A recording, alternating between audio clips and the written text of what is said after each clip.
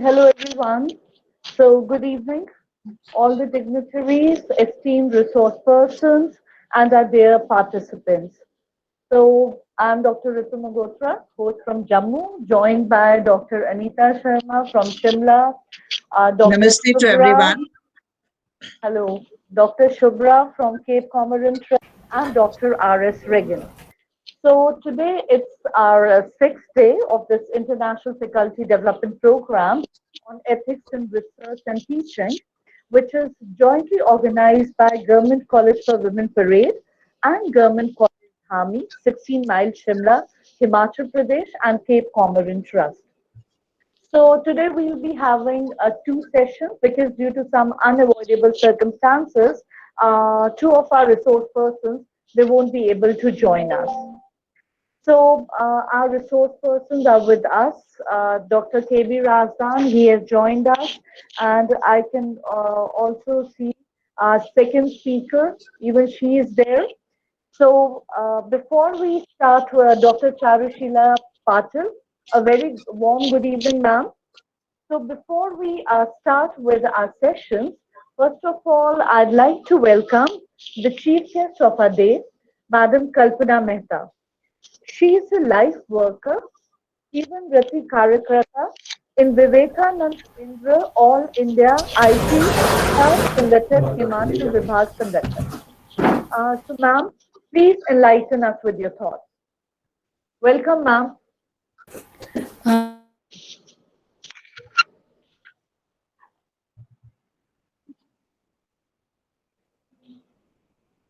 Hello, Kalpana, ma'am.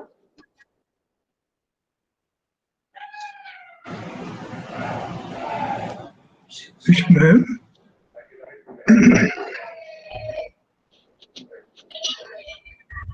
Hello, Kalpana, ma'am.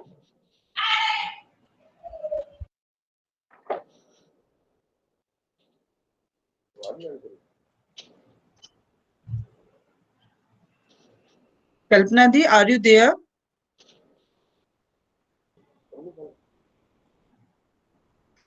Ma'am is there, but Yeah, why? ma'am is there only.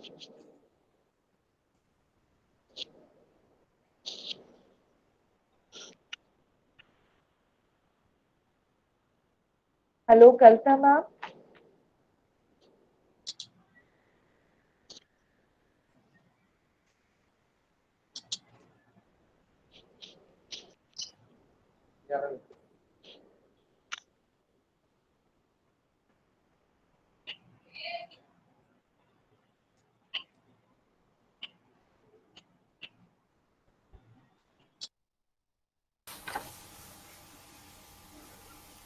Ji, am I audible? Yes, ma'am. Okay. Sorry, there was a interruption and connection, so extremely sorry for Perfectly all that. right, ma'am. Welcome, ma'am. Okay. Um, I would like to start with one small prayer in the homage of Sri Adi Shankara.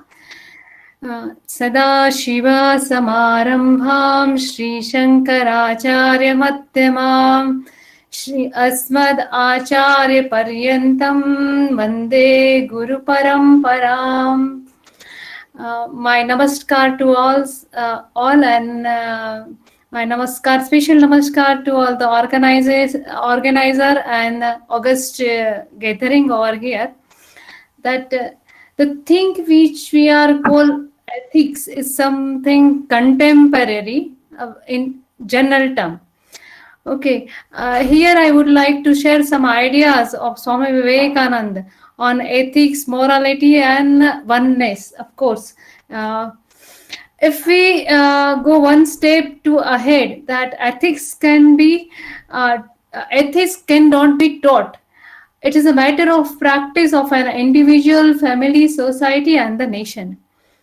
We see the Swami Vivekananda is the first and foremost is the preacher of Advait philosophy. He negate one except all yet put forward his points with the force. If we bring in Swami Vivekananda and ethics together, we should say that ethics is in research or in medical practice or in judiciary or in an administration or in civil services or in education can't be different. Mental bend must be same in a sort of activity must be same. Otherwise, we will be different person as a researcher, as a doctor, as a lawyer, as an officer, and so forth. It cannot be possible. So, what would be common denominator? The answer is the Vedanta. Now, as per Swami Vivekananda, the one idea stand out as the center of the all ethical system, expressed in the various forms, namely, is the and doing good and to others to be a good. The guiding motive of the mankind should be charity towards the man and charity towards all the creatures, all the animals. Like it is a quote from Swami Vivekananda. Now, he further explained the same thing in terms of religion, is that do good to others is a virtue, injuring others is a sin, strength and the manliness is virtue, weakness and cowardice are the same, independence is virtue, dependency is a sin, loving others is a virtue, hating others is a sin. He further explained in the term knowledge that knowledge of oneness is virtue, seeing diversity is sin. The different scriptures only show the means of attaining the virtues. He explained about the ethics, that ethics always say that not I but thou. It is a motto, not self but non-self, the vain idea of individualism, to which the main cunning one is trying to find that the infinite power and that infinite pleasure, so the senses have to be given up, says the laws of ethics. It is said by Swami Vivekananda. Now, he further explained the same thing in another manner, that you put yourself last, others before you. The senses say, myself first. Ethics says, I must hold myself last. Thus, all the codes of ethics are based upon the renunciation of individual on the material plane. The infinite will never find expression upon the material plane, nor it is possible, nor it is a thinkable. Now, he explained very beautifully that perfect self-annihilation is the ideal of the ethics. Why it is so? That because we all are seeking for freedom. He explained in a terms of Vedanta that everything that we pursue around us is a struggling towards the freedom. From the atom to the man, from the insect, lifeless particle of matter to the highest existence of the earth, the human soul. The whole universe is in fact the result of the struggle for the freedom. In combination of every particle is trying to go its own way to fly from the other particle, but the other are holding in the check. The earth is trying to fly away from the sun and the moon is from the earth. Everything has a tendency to infinite respiration. All that we see in the universe has for its basis. This is one struggle towards only the freedom. It is under the impulse of the tendency that the saint pray and the robbers rob. When the line of action taken is not proper one, we call it evil. And when the manifestation of it is proper, if it is proper and high, we call it good. But the impulse is the same, the struggle towards the freedom, it is as per Swami Vivekananda. Now, he further explained the same thing, that the saint is oppressed with the knowledge of his condition of bondage and he wants to get rid of it. He worships the god. The thief is oppressed the idea that he does not process certain things, and he tries to get rid of he that want, and to obtain freedom from it. So he steals.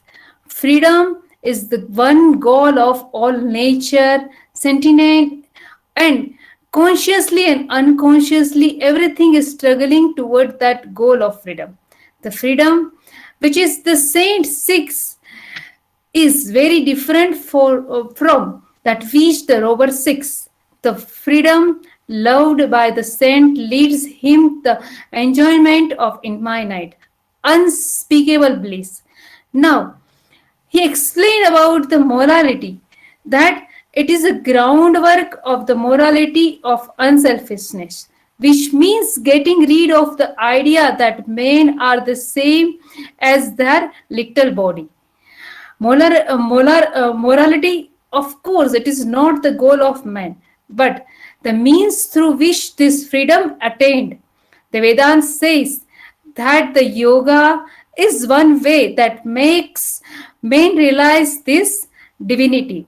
The Vedanta says that this is done by the realization of freedom within, and that everything will give way to that. Morality and the ethics will be the range themselves in their proper place. Why Vivekananda is saying like that? Because Swami Vivekananda told that the Vedanta declares there is no two.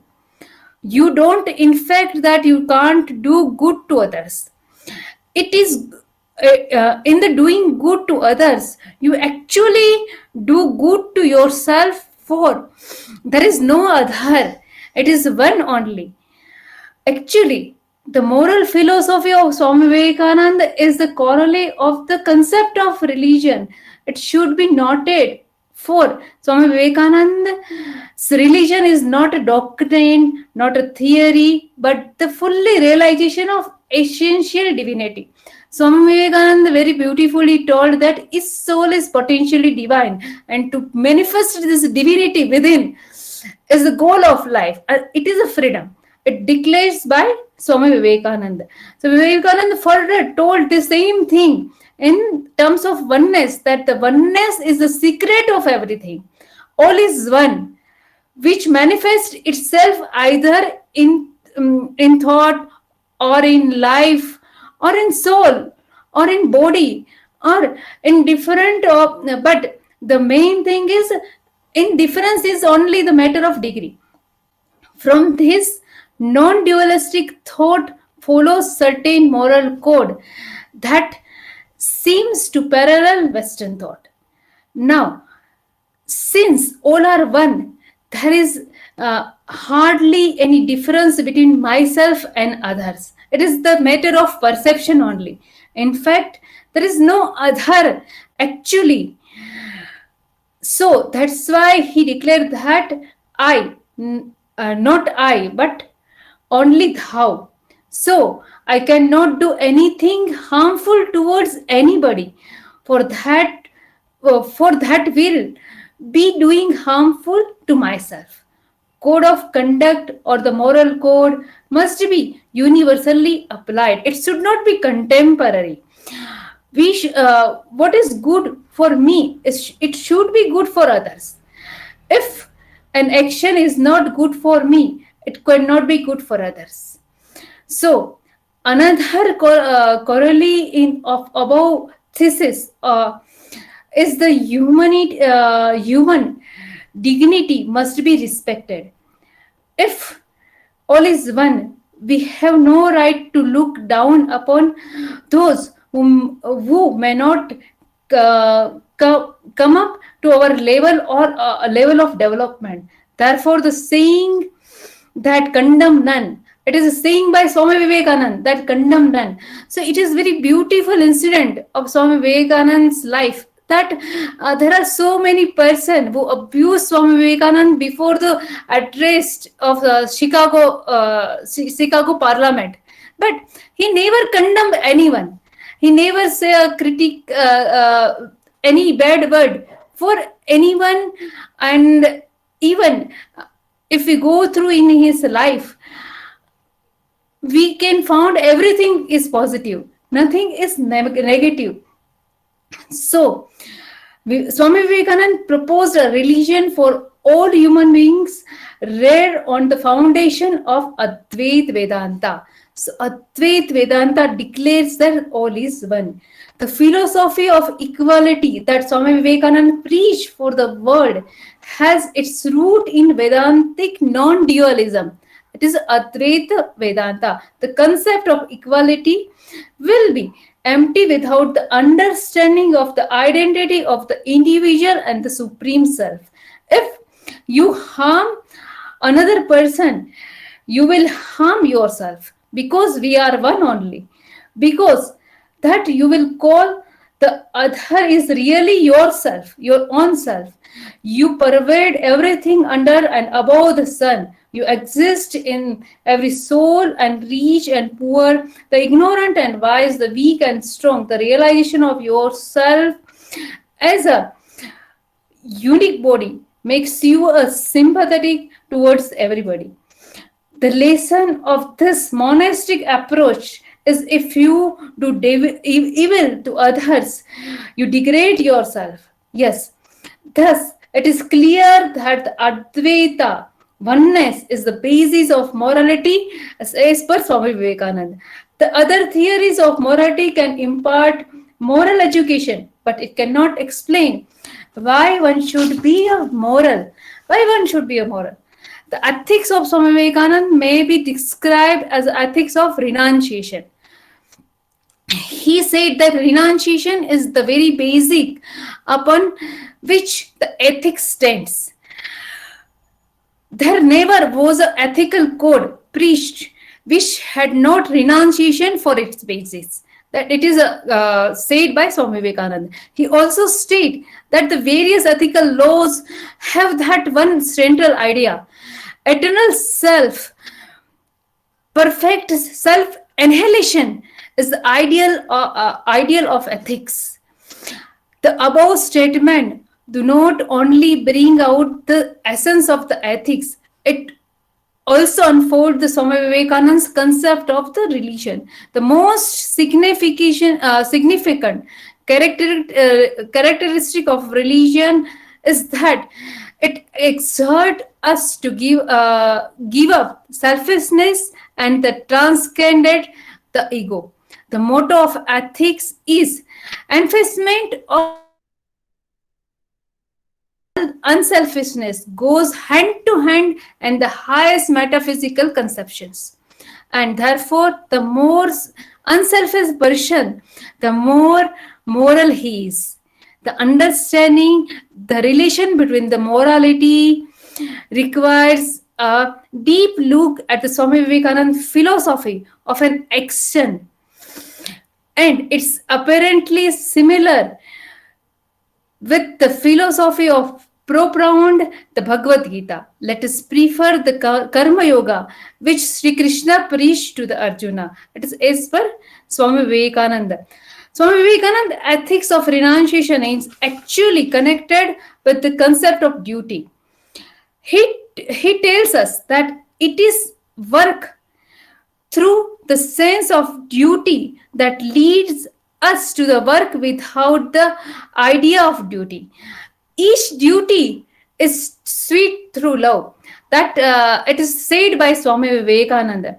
The Karma Yoga is the attaining through the unselfish work of the freedom, which is the goal of all human nature. Every selfish action, therefore, retreat our reaching the goal, and every unselfish action takes us towards the goal. That is why the only definition that can be given morality is that which is selfish, it is immoral as per Swami Vivekananda, and that which is unselfish is moral as per Swami Vivekananda. So the karma yoga is a tool to practice this Advaita Vedanta in the practice as per Swami Vivekananda. So karma yoga is the system of ethics and religion intended to attain freedom from the freedom through unselfishness and good works to the others. The Karma Yogi did not believe in any kind of doctrine, whatever it is. He may not believe in even God. He may not ask what is soul, nor think about the metaphysical speculation. He has got his own special aim of realizing oneself, and he has not worked it out himself.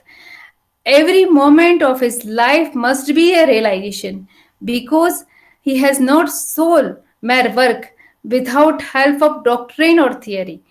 The very same problem to which the Gnani applies his reason and the inspiration of Bhakta allows. So, the motive of power of the whole universe, in whatever way it manifests itself, it is one wonderful thing is unselfishness, renunciation, love, the real, the only loving force of existence. The ethics is a unity. It basis is love, as per Swami Vivekananda. It will not look. It will not look at this variation. The one aim of ethics is a unity, sameness. The highest ethical codes that mankind has discovered up to the present time know to know the no variation, that have no time to stop to look into. There one end to make it for the sameness. What is the unity? The effect, the result, the knowledge. In these days, we have to measure everything is by the utility. By now, many pounds by how many pounds ceiling and the pence it represents. What rights has a person to ask that the truth should be judged by the stand of utility or money? Suppose there is no utility, so will it be less true? Utility is not the test of truth, as per Swami Vivekananda. So, what is a way to to practice the Vedanta in the life? Is this practical? That Swami Vivekananda himself asked to us that yes, it is a practical. Can it be practiced in the modern society? Swami Vivekananda answered it. Truth does not pay homage to any society, whether it is ancient or modern. Society has to pay homage to the truth or die. Society should be modulated upon the truth, and the truth has not to be adjust itself to the society. If such a noble truth as unselfishness cannot be practiced in the society, it is better for a man to give up the society and go to the forest. It is this is a sayings by the Swami Vivekananda. So I conclude my words with words of Swami Vivekananda only, that all ethics, all human action, and all human thoughts hangs upon the one idea, that is unselfishness. The whole idea of human life can be put, that one word is unselfishness. As per Swami Vivekananda, ethics, morality is a unselfishness. That is there. Namaste. Namaste, Kalpana. Thank you so much. It was really wonderful hearing you. There is a question for you in the chat box. Okay, 1 minute. May I read the question? It is from Sabia Mufti. Yes, please. And ma'am is asking, very nice ma'am, is morality different from ethics? If we say that in contemporary time, so somewhat there is a difference in between the ethics and the morality, but while practicing, it appears both are same, morality and ethics, because the basis of as per Swami Vivekananda, oneness is the basis of the morality and as well as ethics. So it is there.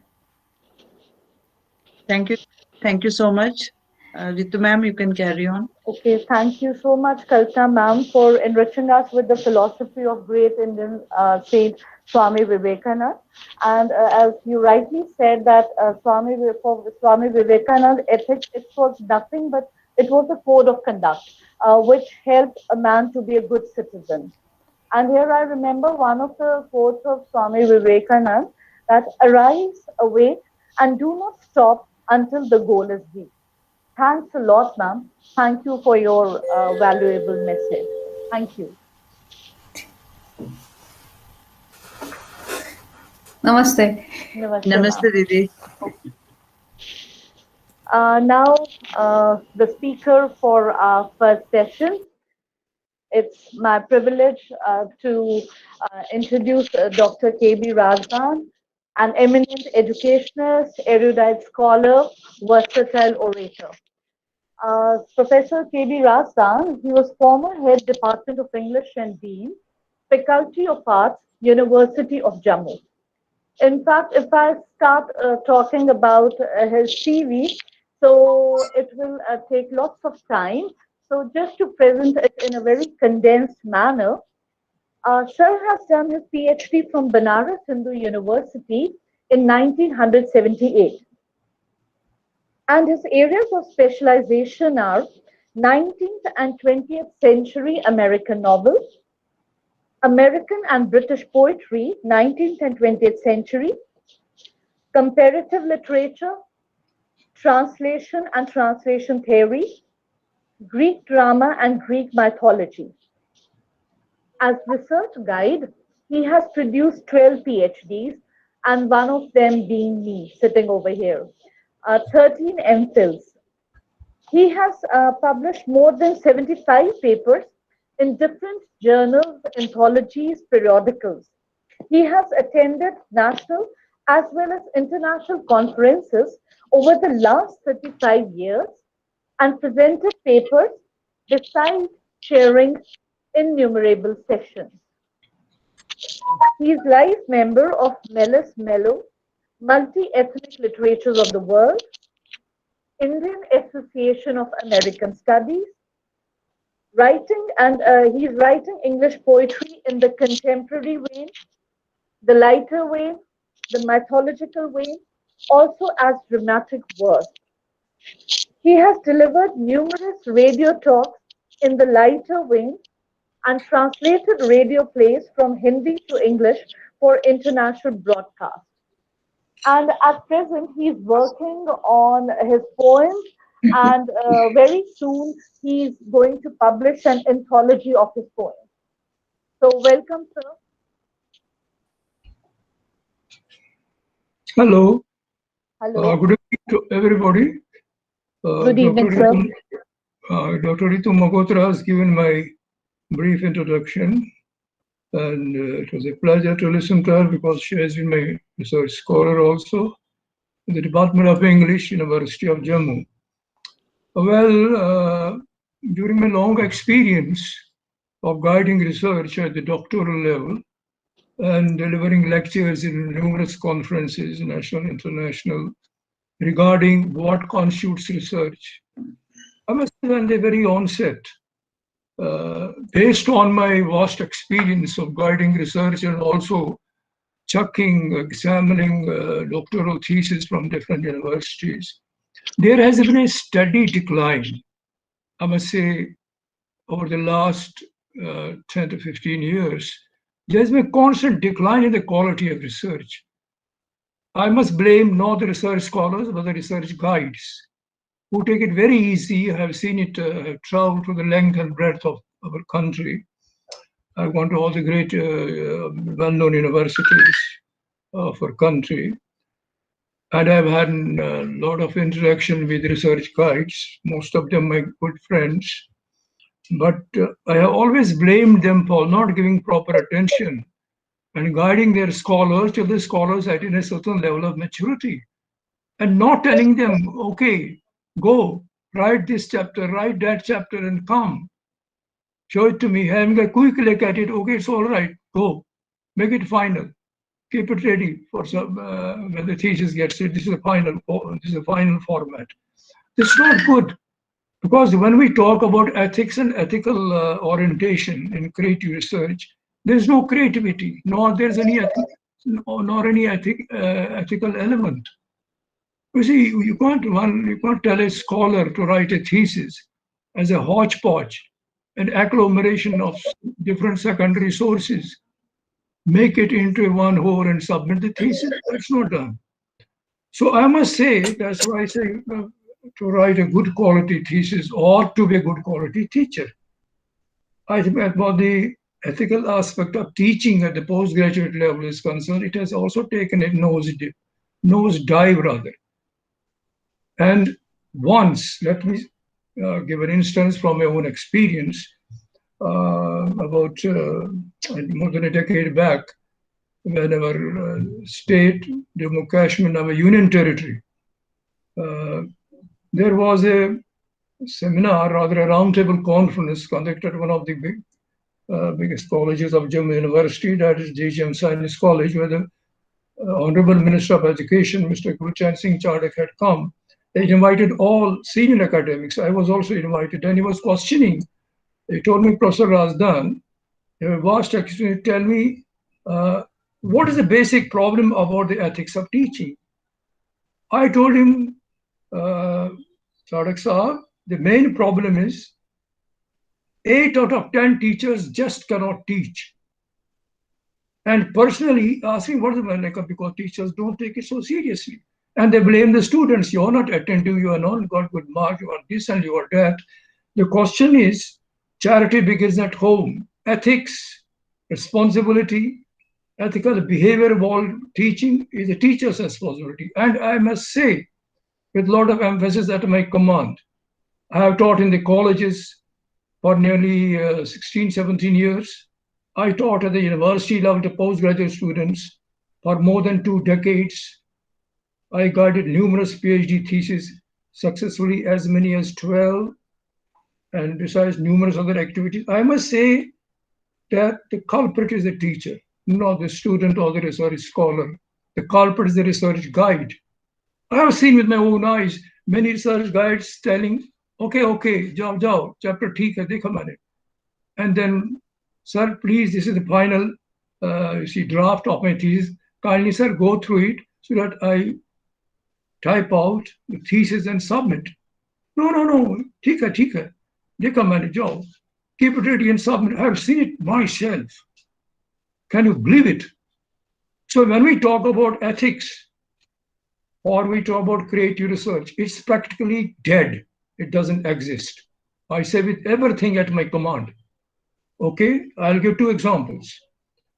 I won't name the university. I was conducting an interview for professorship and for associate professorship of a very well-known university. A lady came, she was a contestant. She was seeking professorship. She was already an associate professor. She had rejected twice. I asked her a very simple question. I told her, Madam, can you tell me the difference between interpretative research and creative research? She was not able to give me an answer.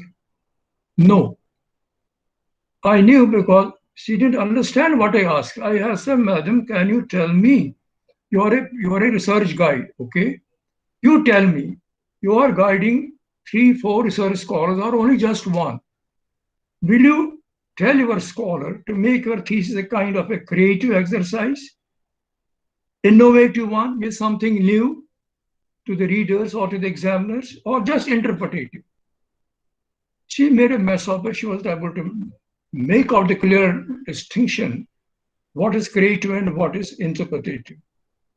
That's why I say ethics and ethical orientation has to be the basic role-playing matrix. That is the basic driving, propelling force. It's for honesty, dedication. Everything is involved in guiding a PhD scholar. And next thing, what is most important is to understand the difference between plagiarism and creative research. There's an old saying, if you copy from one book, it's plagiarism. If you copy from a number of books, it's research. Sounds very ridiculous, extremely ridiculous. A PhD thesis, leave MPhil doesn't matter. A doctoral thesis doesn't mean we copy from a dozen sources, make a kind of an agglomeration, a kind of a hodgepodge, give some kind of documentation. Okay, here's the thesis. You see, we write a thesis on a particular author. I have guided this doctoral thesis based on 4 writers, taken 2 texts from each writer, 8 texts in all. And can you believe, I used to work 10 hours at a stretch with my scholars, just to tell them what it means to have a creative acumen and say something original, because the primary source is the text. The text of the author you have kept in the thesis.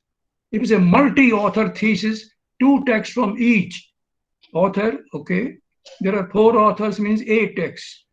The title of the thesis has to be proved out of the text. Text is the primary source. Secondary sources, critics, quotations, they are the ladders, the stepping stones up while you prove the thesis or the thesis topic from the text. And I have seen across decades of my experience as a research guide or as a university level teacher, as a very senior professor, I have seen the quality of research has become absolutely bad. I'm very sorry to say this because, and I have always received this constant refrain that, Dr. Saab, you have given the lecture, it has gone over our heads. What's wrong about my lecture for going over your heads? Simply because they have no background reading. They don't bother. Nobody is sure. And whatever was left of all this has been eroded by the pandemic. I will come to that later on. Other thing is, okay, just about hardly 2 years back, I'm talking about 2019, I write English poetry. I've written more than 40 poems. Some are already published in various sources. But I told him, Manika, you just tell me one thing. I write poetry. Okay, here's a poem of mine, rather a kind of a dramatic verse based on Juliet on the Balcony, Shakespeare's famous scene in Romeo and Juliet, the tragedy, historical tragedy. I have given this famous scene in Shakespeare, Juliet, Romeo and Juliet, a kind of a postmodernist remix orientation. I have written it in short. Can you tell me what I have done? Okay, here it is. And I was asking a very senior person. I gave the title, here it is. I gave the title Juliet on the Balcony, a postmodernist rendition in the dramatic mode. Very short, and with due apologies to the immortal bard. And here it is, very brief. Juliet is standing in the balcony of her house when she suddenly espies Romeo down in the street astride a horse. Juliet, hey Romeo, art thou gone mad? Vagabonding across the street like a highwayman?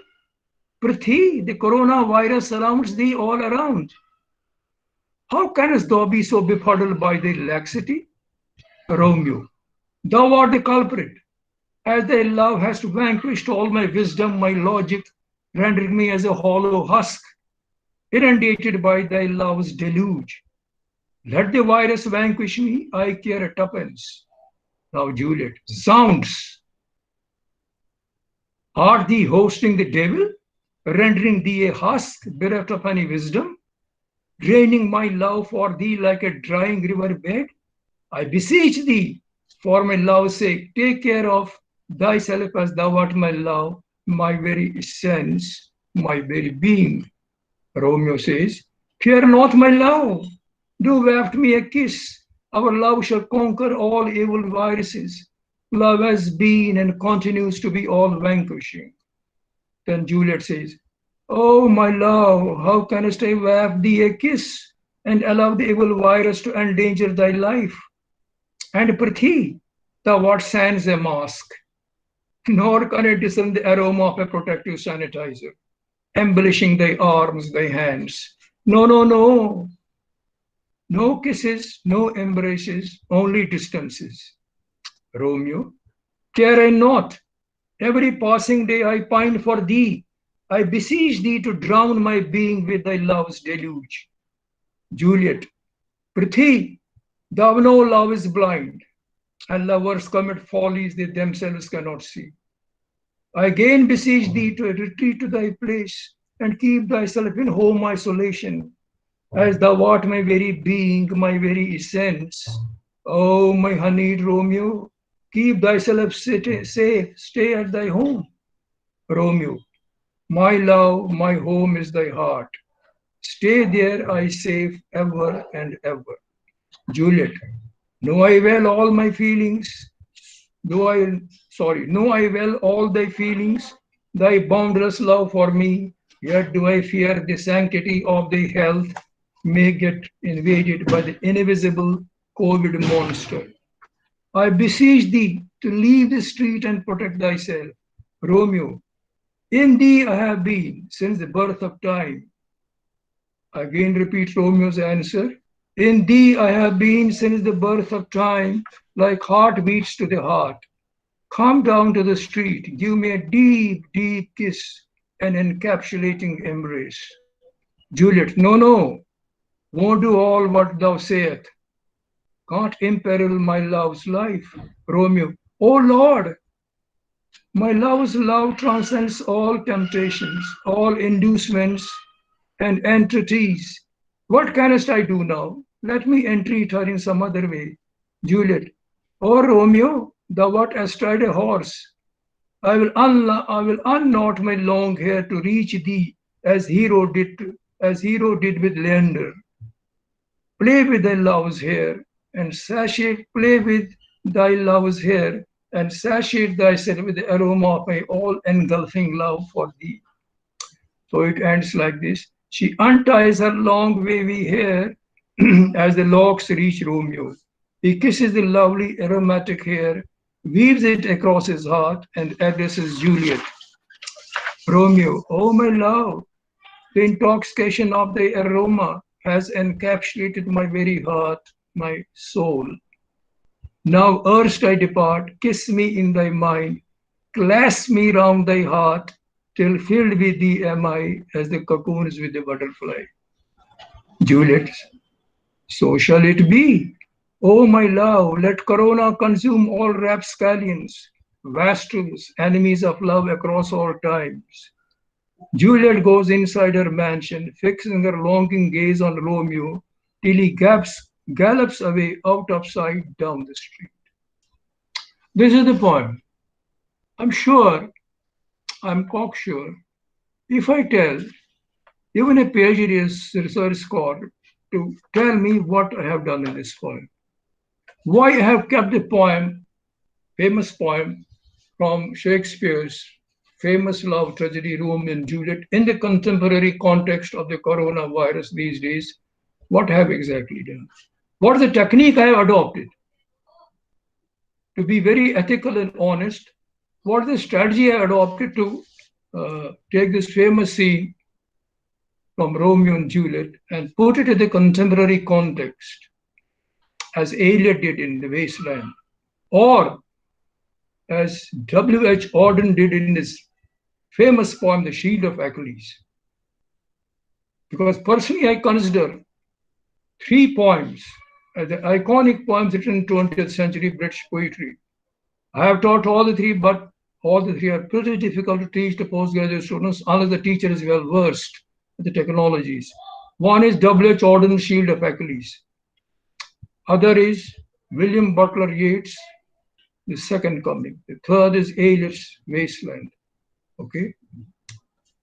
Because it seems very clear that when you talk about research, I am writing a thesis on W.H. Auden, then I ask myself, oh, what business Achilles has, the Homeric hero Achilles of the Iliad. What business has he to appear in 20th century poetry as a character? And this intercalary stanza on the Shield of Achilles. And I quote a stanza at the end of the poem and look at the ethnicity involved, look at the originality, and look at how any scholar who works on W.H. Auden can interpret this. I verbatim quote the last stanza. Hephaestus hobbled away. The thin-lipped armorer Hephaestus hobbled away. Threats of the shining breasts cried out in dismay. at what the god had wrought to please her son, the iron-hearted, man-slaying Achilles, who would not live long. This is how the poem ends. I taught the poem for nearly 20 years in the postgraduate department of English, University of Jammu. I taught the second coming of Yeats also for decades. And what I can quote the poem verbatim. But I must say one thing. The way the poem ends is something very unique and not easy to decipher and explain to the students why Yeats wrote the second, because the second coming is biblical. In the Revelation, this Christ will again be born and rule for 1,000 years for the golden millennium, as you are in the second millennium now. But the way he says, what rough beast, it's our come round at last slouches towards Bethlehem to be born. It's not Jesus, it's the beast. The beast that is getting slouching towards Bethlehem to be born, and not Jesus. He is not going to come second time. Let's go second, turning and turning in the widening air. The falconer cannot hear the falconer. Things fall apart, the center cannot hold. Mere anarchy is loosed upon the world. The blood-dim tide is loosed everywhere, and everywhere the ceremony of innocence is drowned. The best lack all conviction, whereas the worst are full of passionate intensity. This is what is exactly happening these days around the world, particularly in our country. That's why oxygen is not available. Corona is not dying. Patients are dying on streets. There's no oxygen in hospitals. Exactly what Yeats says in the first stanza happens. Okay, now let me quote the entire poem verbatim, second stanza. Surely some revelation is at hand. Surely the second coming is at hand. Second coming? Hardly are these words out. When a shape with lion body, head of man, a gaze blank and pitiless as the sun, is moving its slow thighs, while all about it reel the shadows of the indignant desert birds.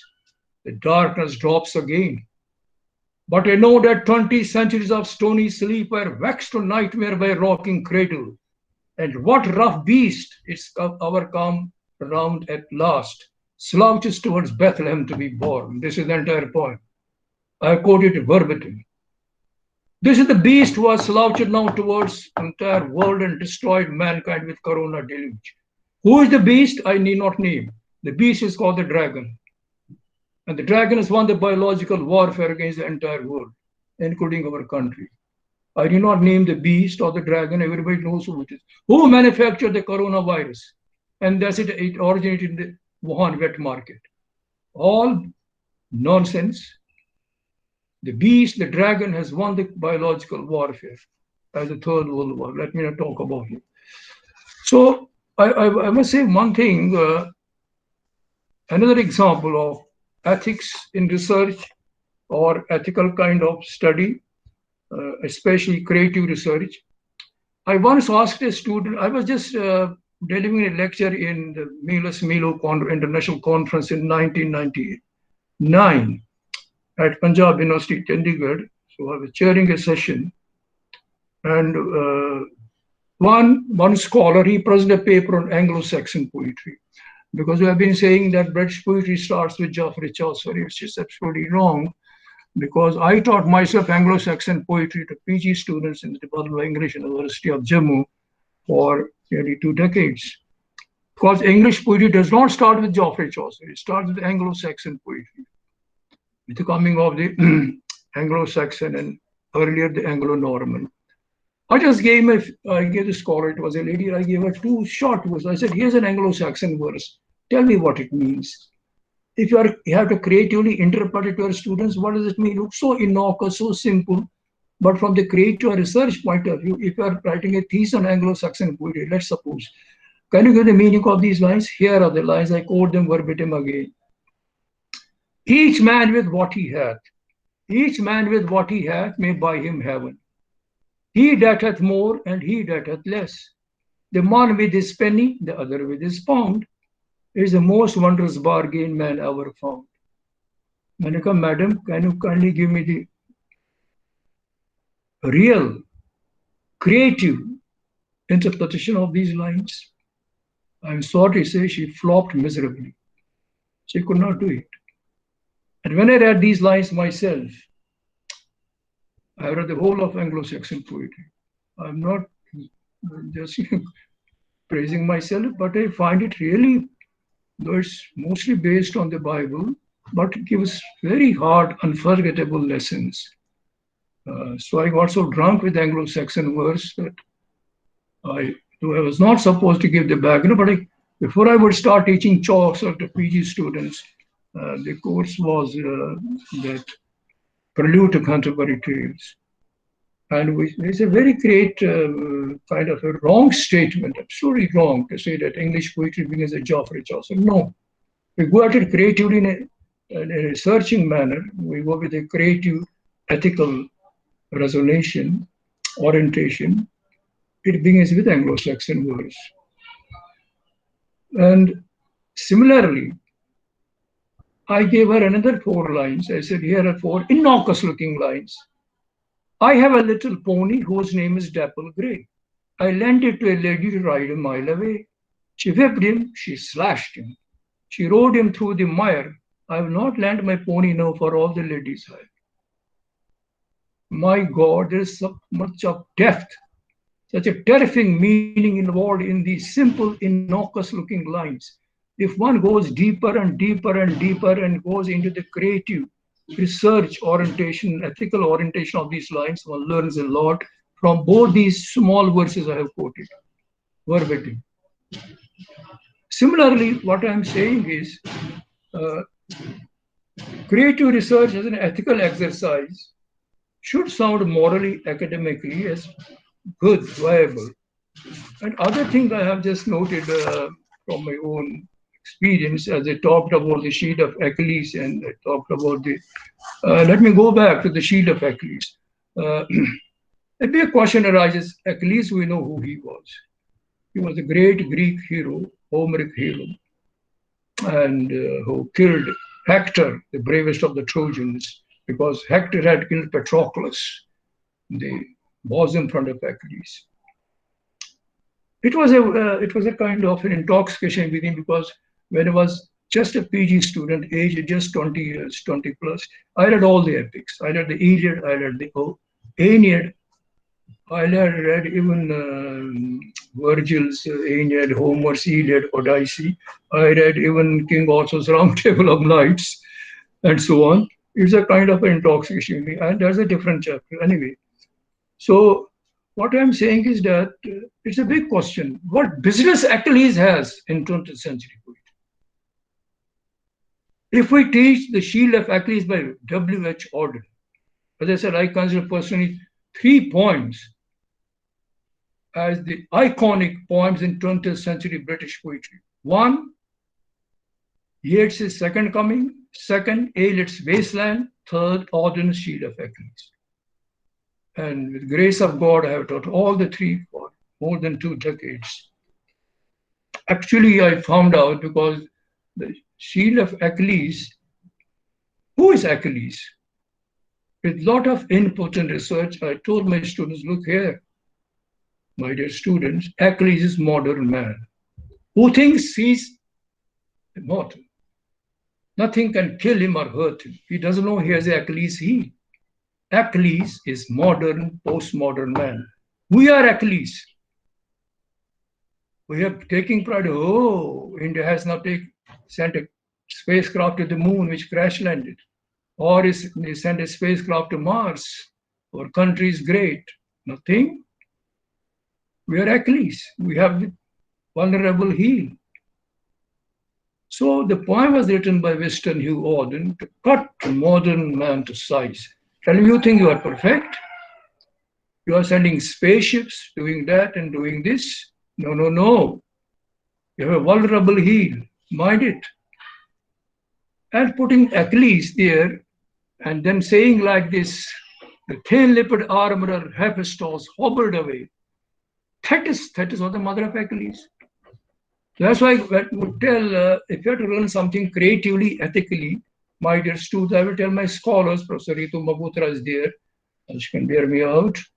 and a lot of my other PhD scholars, I would always tell them, if you have to be proficient, you have to be well versed as teachers, even at the PG level, not talk of the undergraduate level, or as research guides, please read two seminal sources which have influenced literature across all ages and time. That's one, Greek mythology, the second, Bible.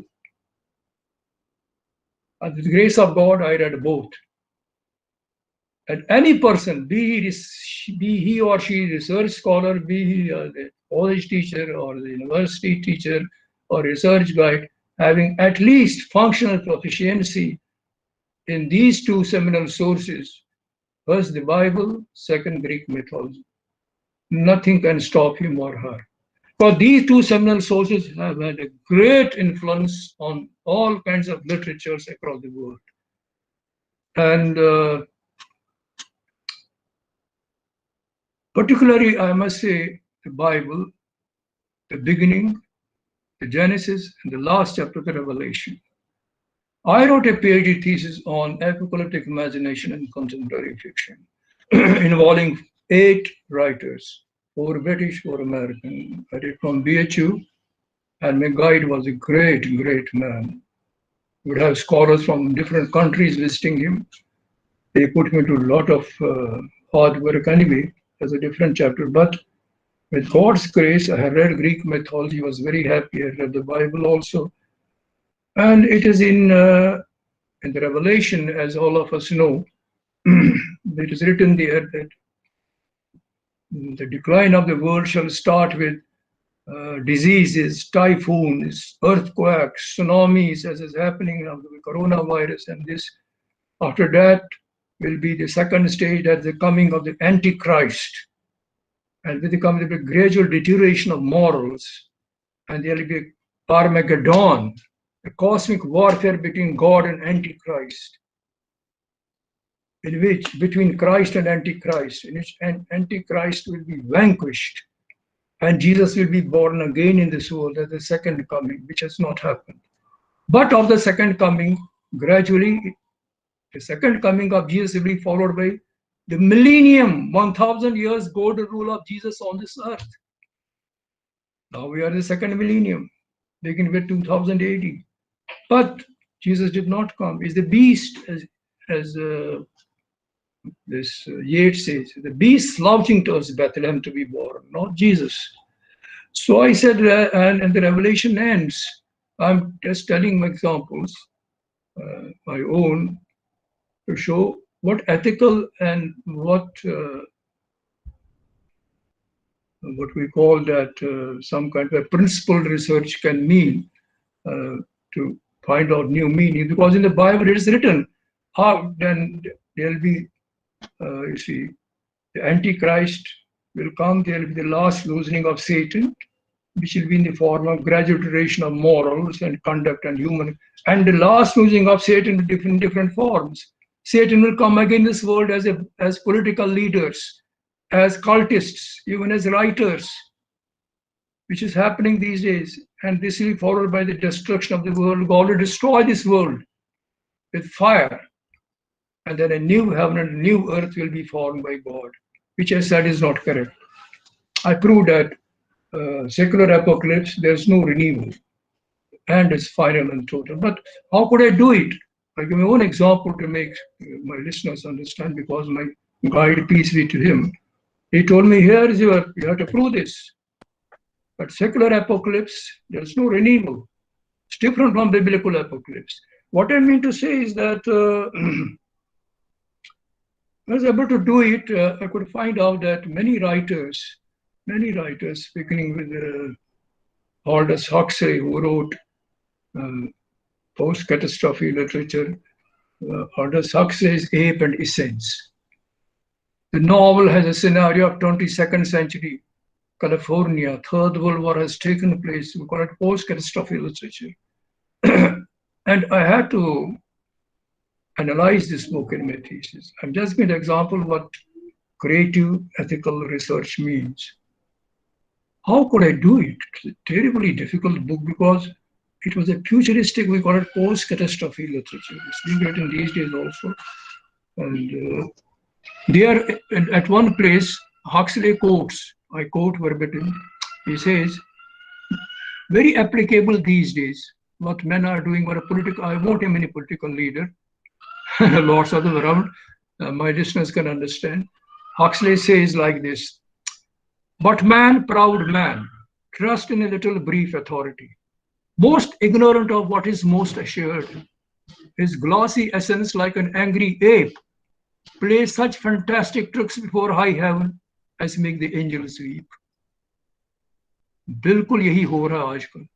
I repeat, speech it out. But man, proud man, dressed in a little brief authority, most ignorant of what is most assured, his glossy essence like an angry ape, plays such fantastic tricks before high heaven as make the angels weep.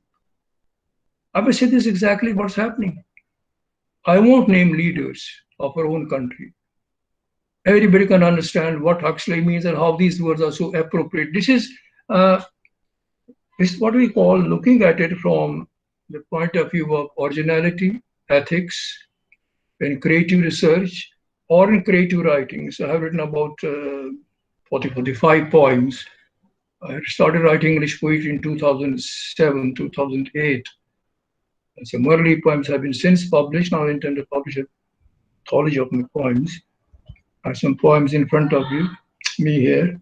But I'm not going to read my poems. I'm just saying that the question is creativity, originality, and ethics is day by day on the decline. I'm finding that plagiarism and writing PhD doctoral thesis in a haphazard and what I must say, pitiable manner is not research. The quality of research, the technology of doing ethical original research is practically extinct. Most unfortunate. Now, before I close, the quality of ethical teaching does not exist these days, even at the university level. I'm sorry to say this. I'm very, very sorry to say this. And once, when there was a roundtable conference in one of the biggest colleges of our state, Jammu, where Gulchain Singh Chadak was the education minister, and he invited all senior professors. I was also invited to attend a roundtable conference, tell what ails the teaching these days, especially at the college or even the university level. What ails it? What is the problem? Why are not teachers serious? Why are not teachers teaching with all their honesty, with all their creativity and all their, ethical behavior? Yeah, why? What is the reason? And then we say students are vagabond, they don't attend the class. But how can a student attend a class when the teacher itself doesn't know how to teach? I have found within my own personal experience, even a student who is a big vagabond, who is a big rapscallion, or who is a big wastrel, if he knows the teacher is good, he will never bunk class of this kind of teacher. My personal experience. Why do we blame students?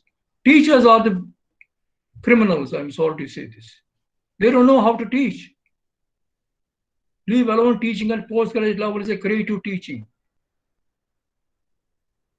And basic thing is that it's not that kind of what I must say, and that kind of very cheap slogan.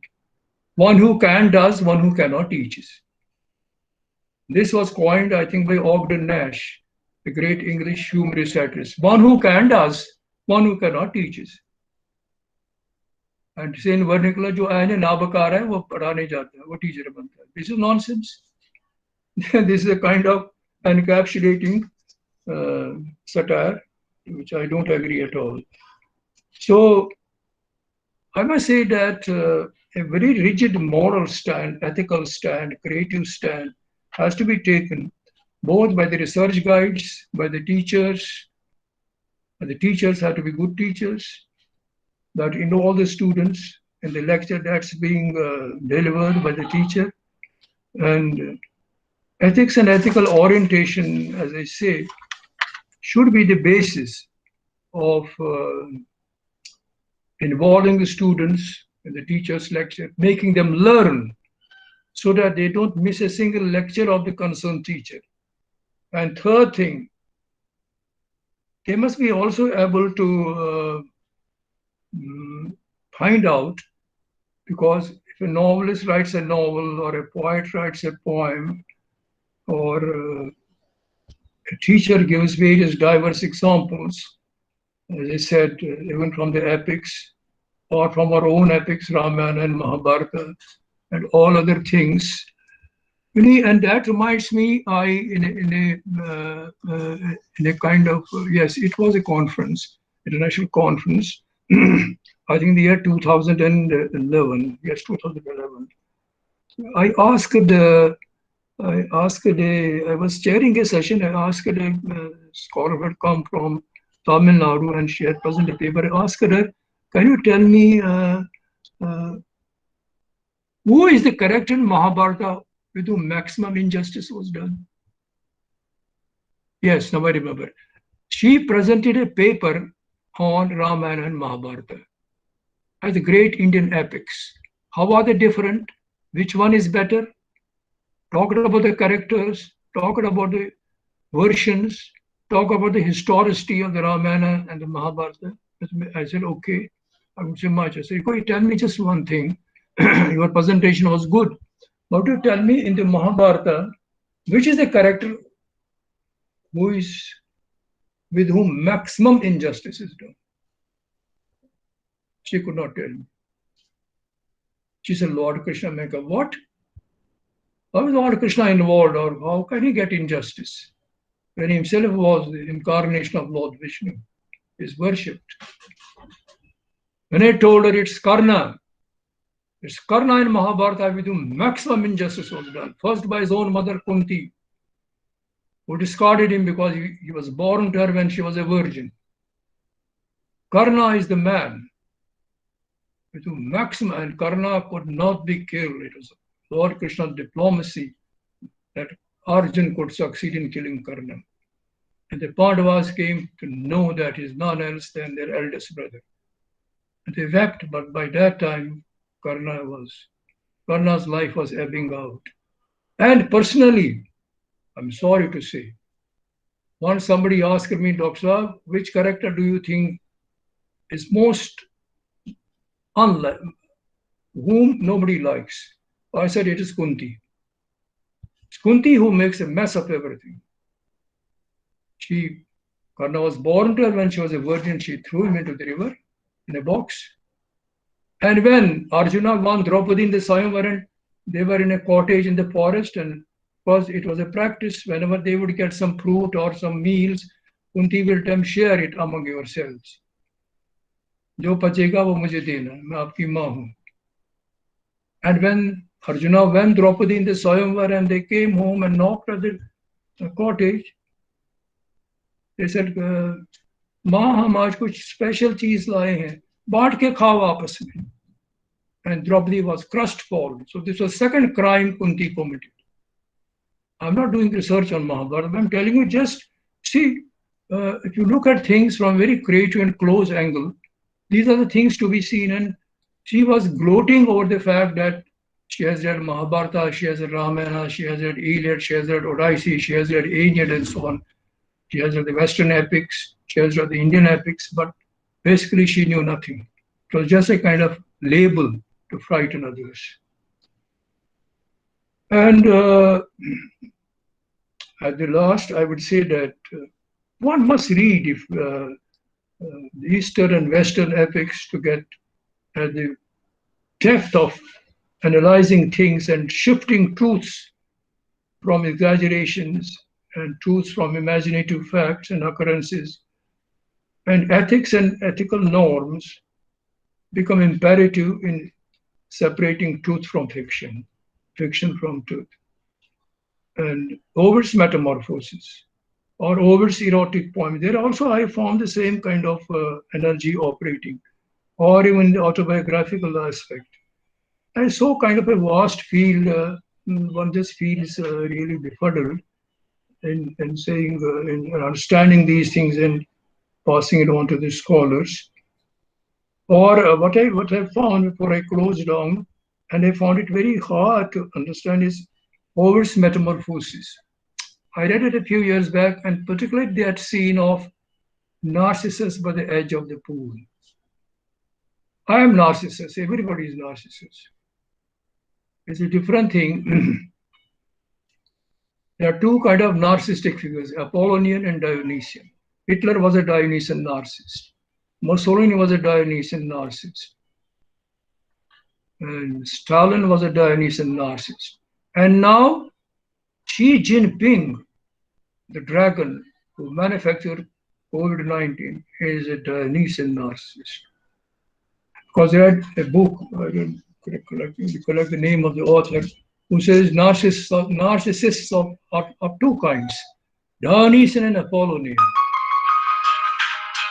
The Apollonian narcissist believes in a higher version of himself. He does good things. He wants people to worship him. He saves good from evil. In that way, in many ways, we can say Lord Krishna was an Apollonian narcissist. He vanquished adharma and established dharma. But contrary to the Dionysian narcissist, is full of violence, full of mayhem, full of terrorism. He believes that he can vanquish the entire world and make all people his slaves. So it accrues from Ovid's Metamorphosis and that unforgettable famous scene of Narcissus by the edge of the pool. I am Narcissus. Everybody is Narcissus. Who doesn't love one's own self? But the point is, it is the image in the mirror. If you can get up from the edge of the pool, you are a fine person. If not, then you're gone. Particularly in the times of this pandemic. If I think I'm sitting on the edge of the pool is full of the virus, but I can see my reflection. I fell in love with my reflection. I can't get up, then the virus consumes me. I hope listeners can understand what I mean. So, thank you very much. I would like to say that honesty, ethics, wisdom, guidance, one's basic ability to absorb things, to digest things, put them on paper with a pen, be honest to one's own self, be devoted to one's own self. It's something great. Thank you very much. Thank you, Razdan sir. Before I formally thank you, there are certain questions in chat box. It's by Sure. Dr. Anita Sharma. She's asking that please suggest best books in English on Greek mythology. Any questions? Sir, Dr. Anita, she has a question that Yes. suggests some best books in English on Greek mythology. Which mythology? Greek. Greek mythology. Yes, sir. Yeah, which book on Greek mythology? In English on Greek mythology.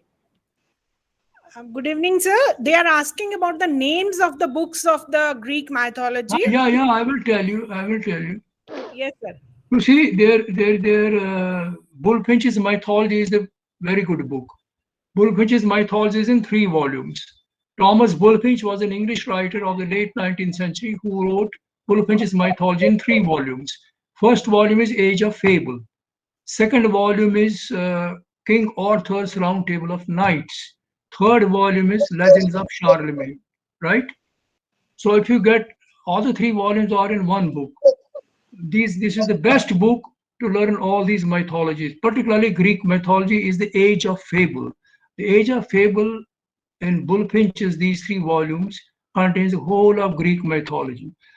And it begins with the Titans and then it comes to the Olympians. Because Saturn was defeated by his own son Zeus. right? The Titans are replaced by the Olympians. And that's how it went on. And then stories of Zeus on Mount Olympus, what he doesn't. You can say that poems have been written on this. Zeus visiting earthly women, seducing them, and they said Alexander thought he's the son of Zeus. So age of fable is the what I must say. Age of fable is the best book to understand Greek mythology, because in a very compact form, it gives all the stories of Greek mythology, beginning with Mount Olympus and the defeat of the Titans at the hands of the Olympians, and Saturn being replaced by Zeus. But I must say again, if a teacher, whether at the college level or the college level, that teacher who is teaching postgraduate classes, and at the university level to hai, unless one is having, I won't say proficiency, I will say unless one is having at least functional knowledge of Greek mythology and the Bible, will become a very, very good teacher. Well, there is hardly any book or any kind of genre which doesn't have influence of these. And Northrop Frye, Manpreet must have heard about, and Ritu, you must have heard Northrop Frye, the Canadian-born American critic who wrote Anatomy of Criticism, okay? Yes, You are still of you remember now? Yes, sir. One who reads Anatomy of Criticism is unparalleled. As per the theory of modes, apocalyptic demonic imagery, which I applied in my own thesis. And that's why, say this, Northrop Frye wrote a book, The Great Code, Bible and Literature. Get this book and read it. You will be on Everest, to use a kind of a light analogy. The Great Code by Northrop Frye. What is, he explains it very explicitly, how much influence the Bible has caused on literature, which is a fact. Which is a fact. And as I said in the beginning, I again say at the end, particularly the opening book, does the Genesis, and the last chapter of the Bible does the Revelation. If one reads only these two, nobody can beat such a person or such a scholar or such a teacher. But I'm very sorry to say, if not 90, 80% people have no knowledge about Greek mythology or the Old Testament or the New Testament or the Genesis or the Revelation. Kuch bhi nahi. Sir, Greek companion is sufficient, or Myself? Oxford companion to Greek literature? Yeah. There is classical companion. There is also Oxford companion to classical literature. As you have Oxford companion to American literature, Oxford companion to English literature, you have Oxford companion to classical literature. Have all these three companions. If you have all these three companions, you are on Everest. I must use the analogy again. And I got all the three companions when I was a postgraduate student. Kuch nahi hai, it is only a question of dedication, purpose, earnestness. Yes, And sir. these three companions you must have. If you are a teacher of English, whether at the college level, you are teaching postgraduate classes at the colleges maybe make classes, or at the university, mein to hona hi hona hai. You remember even when you were doing research, I was telling you that you must read. Yes, sir. These We things. I have was to telling equip Manpreet, I was telling all my ourselves. scholars. So we have to equip ourselves with all these books which you named. Then only we can go for doing PhDs at college level. Yes, sir. You mean books at college level? I mean, making the students do PhD at college. PhD at college level, sir. From Yeah. colleges, as the commission has been given now to college professors also, that they can supervise their Right, students. that has been given 3 years back. Those college teachers who have done the doctorate can guide research scholars. I was teaching in the Central University 3 years back. I taught the Central University for about 3 years, Central University of Jammu. And what I felt that time was that the colleges themselves did not want to take this burden of guiding research scholars. They didn't show any interest. Sir, there is one more question. Huh? You were absolutely right about the present deterioration in ethics and morals among educators and learners. So, what is the solution to eradicate the negativity prevalent all around us? And will a new education policy sail us through this river of immortality? Just repeat yourself. What is the What is the solution relation? to eradicate the negativity prevalent all around us when you were talking about deterioration in ethics and morals? So Yeah. how we can prevent it, and will this new education policy help us in some way? New education policy, I think as per what I have read in the papers about the new education policy, is the same thing that it should be very kind of a dispassionate approach for the students, for the teachers to involve the students in whatever is being taught. And the basics have to be taught very clearly. Because you see, you're all teachers.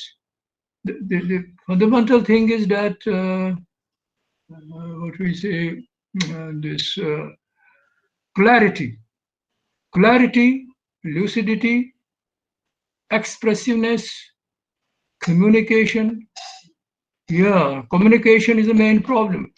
I have found many well-read, intelligent teachers, they just flop in the classroom situation. That should not happen. I have found many intelligent, well-read teachers flopping in the classroom. In the classroom situation is different. Their communication is involved. That should be very clear. Because when your basic concern is to teach well, okay, to communicate well. Students must be equipped for whatever you are saying. If you remember Ritu or remember all my students, when I would go to the class to deliver my lecture to the postgraduate students of any semester, I would say, look here, student, this is my lecture today. I'm going to put a synopsis of the lecture on the blackboard. Yes, These sir. are the things I'm going to lecture on today. And one by one, clarity, lucidity, straight communication. Then at the end of the lecture, I would tell them again, is everything clear? Come on, don't ask anything, please do ask. They wouldn't, they were afraid. I don't know why. I said, I must slap you, but और कोई चीज नहीं समझ आई है तो पूछो. What is there? कुछ नहीं है, इसमें basically 3 things. Communication, be clear. Don't fumble with words. Know what you are speaking. Be sure the students understand. Involve the students. Right? Right. When you are nearing the end of a lecture, tell them, stand up. Please tell me what I taught today. Please tell me what was my lecture on, right? Please let me know if any part of my lecture or any word or anything you have not understood. Please let me know, I will repeat it. Thank you so much, sir. It was indeed a wonderful presentation. The way you simplified the complex role of ethics in creative research by citing wonderful examples, interpretations, and especially your parody of Romeo, Juliet, and Corona. It was really remarkable. And today, like, I had feeling after so many years, like way back in '93, when I did my post graduation. So I was having the feeling as if I'm sitting in your classroom. You see, Ritu, just one thing. I wrote Juliet on the balcony, I just narrated postmodernist rendition, the dramatic mode. Why I gave it the coronavirus orientation has actually been coronavirus data, and this is the way Juliet would have told Romeo to get off. Just get lost and don't insist on her coming down and meeting him in the street. And not only this, I have written a lot of poems on when George Floyd, the black man, was throttled to death in Donald Trump's regime last year.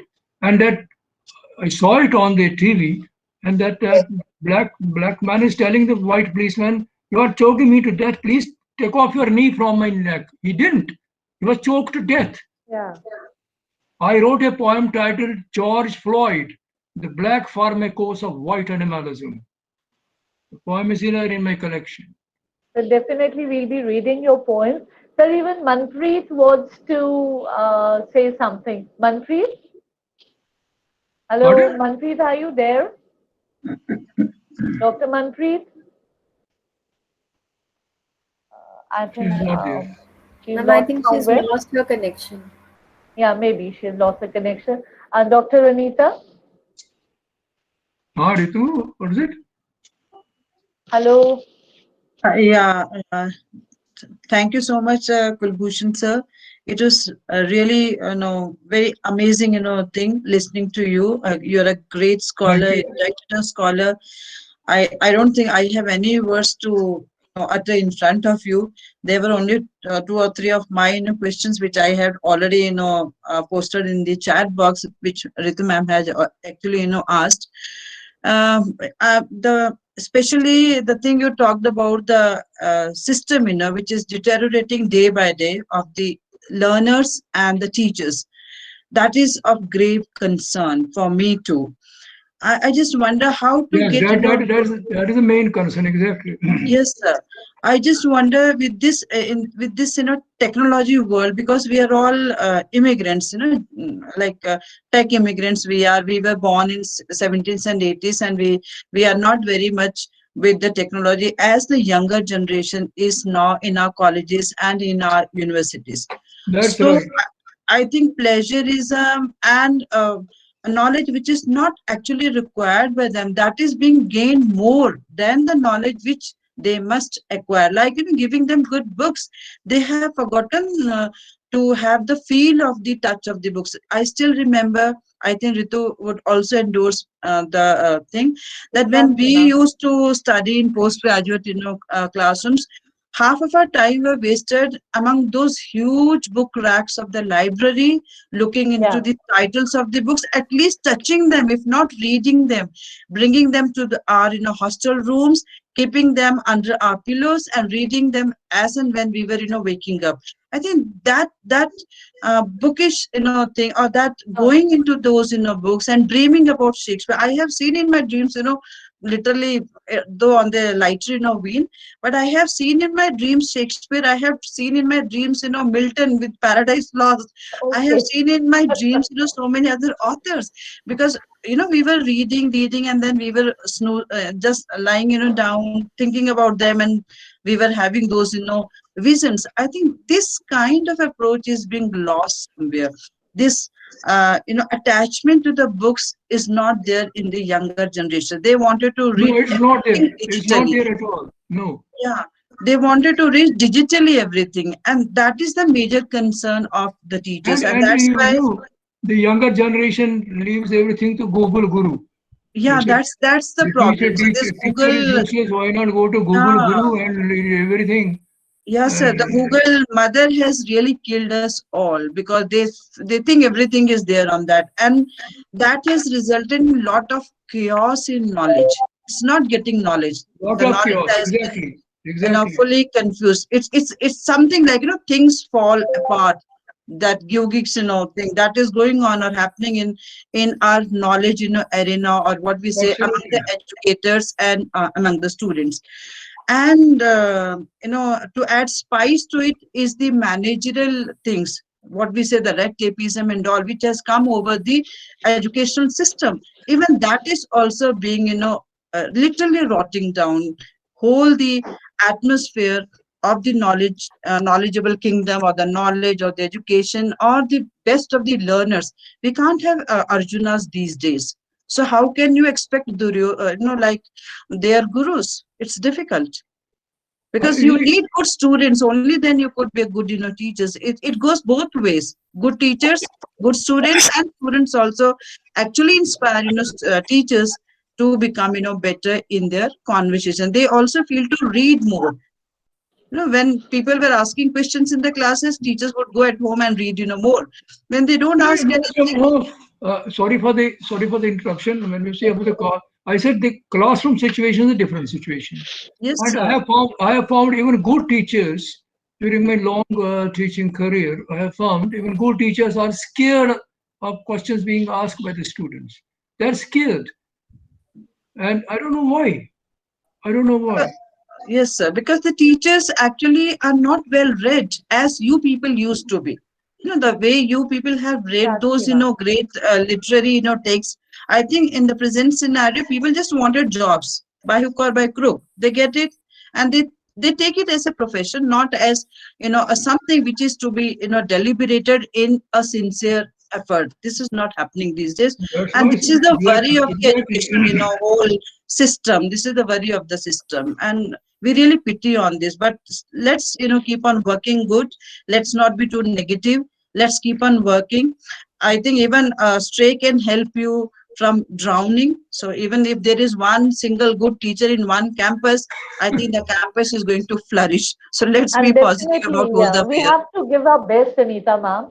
Yeah. Even if we have vagabond students, but still, we have to Yes, try our best, give our we best to have. them. Yes. And And let's be learners. Teachers should not think ever that they are the yeah, teachers they now. They know must everything. be consistent learners throughout their life, because knowledge has no end. It has no Knowledge end. has no end, but basic, I'm sorry to say this thing Yes, again. Basic culprit is the teacher. We have a lot of bad teachers these days. I'm sorry to say this. Yes, out of 10, Excuse me, sir. I I'll have find to, whether it's a college level or university level, I found out of 10, hardly 2 who are good. By, I don't mean good means they have a lot of knowledge or they are really concerned about lecturing to the students. Good, I mean at least they are keen to take the class and sir. It's involve every again, student in what is being taught. sir. I But think it's again the fault of the system. It's not teachers' fault, because teachers are not being it's kept not on the teachers' basis of fault. It's not merit. teachers' fault They should keep because, teachers on the but then merit again, only. Hmm. madam, again, if the teacher is exceptionally good, the student even will bunk going to a cinema show. He will go to the class and listen to the lecture. A good teacher will never any problems. Whether it is Google Guru or it is any cinema guru or any other guru or it is any laptop guru, कुछ भी नहीं होगा. Good teacher is a good teacher and he will always be a good teacher. He is a magnet for the students. bound to my duty, sir and ma'am. We have to announce the next resource person of the evening. So it was Thank really you, sir. nostalgic. Thank you so much. Thank you Thank so much, Thank you you sir. so so much. much, Dr. Azdan. Thank you. Thank We, you. Thank you. we All the were best. nostalgic. Actually, some of us are writing that we went down the memory lane. You tell Reminding, me, Manpreet, have you forgotten Sylvia Plath or you remember? sir, I remember each bit of Sylvia Plath and the Narcissus concept, Apollonian and Dionysian, every bit of it. I do remember, but right That now is fine. That's I fine.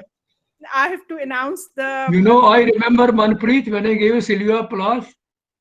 Yes, sir. 2-3 colleagues are मेरे पास में sir क्या sir आपने क्या किया ये वैसे ही आप preparation upset है इसको आप कुछ और भी खराब कर दिया सिल्विया प्लाथ देकर आदमी सीधे पागल हो जाएगा मैं कहा no she will do it and I'll make it do it and you did it Yes, sir. remember I proved everybody wrong.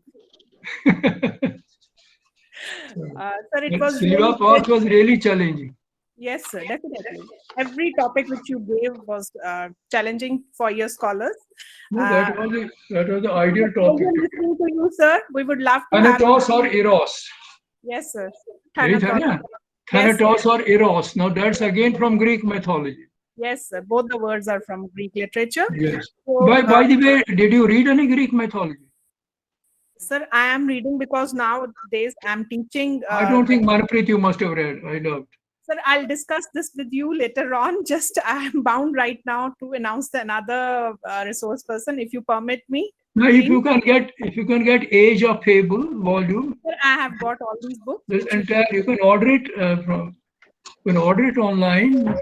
No, you can order Age of Fable on Amazon.in. Sir, I have purchased these books. I have got these books, and Do you have Age of Fable? yes, sir. Yes, sir. I have. Do you have it? Yes, sir. then it is good. Have you read it? Yes, sir. Half of it I have gone through. Only half of it. Sir, I have 2 little kids also, and moreover, I'm Two little kids is an alibi which I will not accept. Why do you blame those poor creatures? Two okay. kids. They have their own world. If you mean it, you say you have read half of it. The other half are the children. Don't tell me this. God bless them. Thank you, sir. Small kids, when you mean, you can do it. Yes, sir. Thank you so much.